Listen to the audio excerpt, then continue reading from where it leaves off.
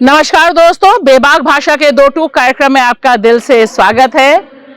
क्या लगता है कि आरएसएस ने ऐसे क्रिटिकल मोमेंट पर यह स्टैंड क्यों लिया कि कास्ट यूनिफाइंग फैक्टर है इंडियन सोसाइटी की, यानी भारतीय समाज को जोड़ने का काम जाति प्रथा करती है। वह ठीक उस समय जिस समय आरक्षण को लेकर घमासान मचा हुआ है पॉलिटिकल स्पेक्ट्रम में, राजनीतिक गलियारों में, उस समय आरएसएस का पूरा मनुवाद के पक्ष में खड़ा होना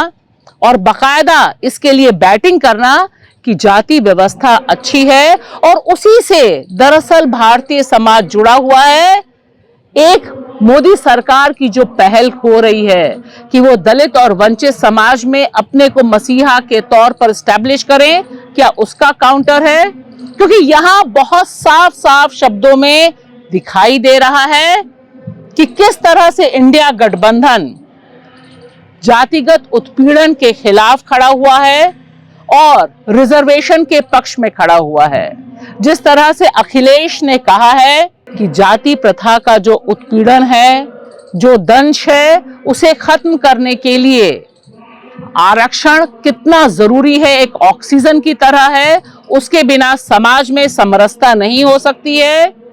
और साथ ही साथ देश के कॉन्स्टिट्यूशन को भी अपना एक निर्णायक एलिमेंट माना है। ठीक इस समय आरएसएस की यह बैटिंग करना बहुत गंभीर सवाल उठा रहा है।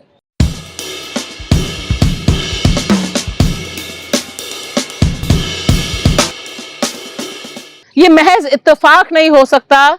कि इसी बीच सुप्रीम कोर्ट का विवादित फैसला आता है जिसमें एससी एसटी के क्रीमी लेयर और उसके साथ साथ कोटा विद इन कोटा की बात होती है और इसे लेकर दलित समाज में, आदिवासी समाज में, वंचित समाज में बड़े पैमाने पर खलबली मचती है। और उस खलबली पर दावेदारी क्लेम करने के लिए मोदी सरकार कैबिनेट बैठक होती है सदन खत्म होने के बाद, और वहां बताते हैं कि वह क्रीमी लेयर के पक्ष में नहीं है। और देखिए, ठीक उसी समय आरएसएस का मुख्य पत्र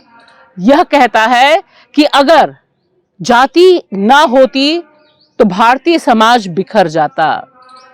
तो ये जो दो चेहरे एक साथ सामने आ रहे हैं, यह कहानी बहुत दिलचस्प बता रहे हैं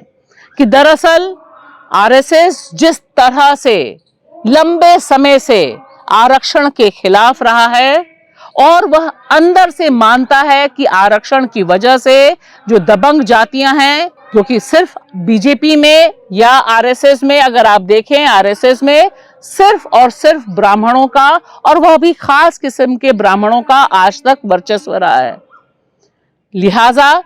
आरएसएस का यह स्टैंड उसके अभी तक के स्टैंड से मेल खाता है और दोबारा यह बात को एस्टैब्लिश करने की कोशिश होती है